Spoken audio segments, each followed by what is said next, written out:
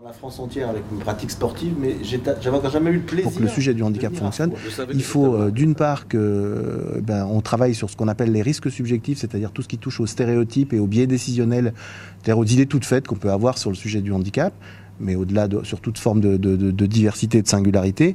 Et Eros, c'est le besoin spécifique que peut induire un handicap dans un environnement donné. Par exemple, l'accessibilité est un risque, enfin la non-accessibilité est un risque objectif. Le fait d'aménager un écran pour une personne malvoyante ou non-voyante, c'est également un risque objectif.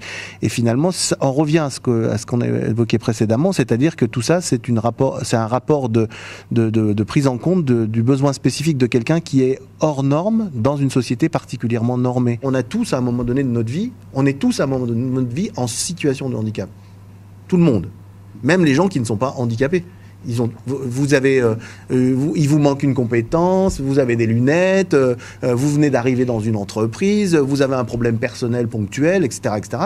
Vous êtes en situation de handicap. Et donc, le problème, c'est que souvent, si l'organisation attend que ce soit la personne qui s'adapte, eh bien, la personne est en difficulté à un moment donné, personne ne va s'adapter à sa situation va s'aggraver, et finalement, ça va générer des échecs, des conflits, et ça va générer une non-gestion durable des collaborateurs.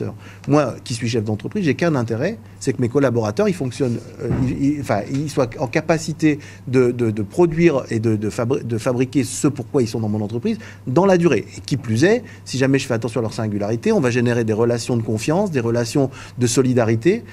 Et moi, je préfère très largement travailler dans une entreprise dans laquelle les gens sont solidaires et confiants les uns vis-à-vis des autres que de gens qui se tirent dessus.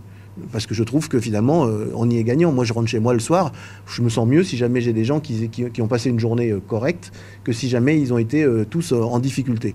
Et puis ça m'évite d'être amené en permanence à gérer des conflits.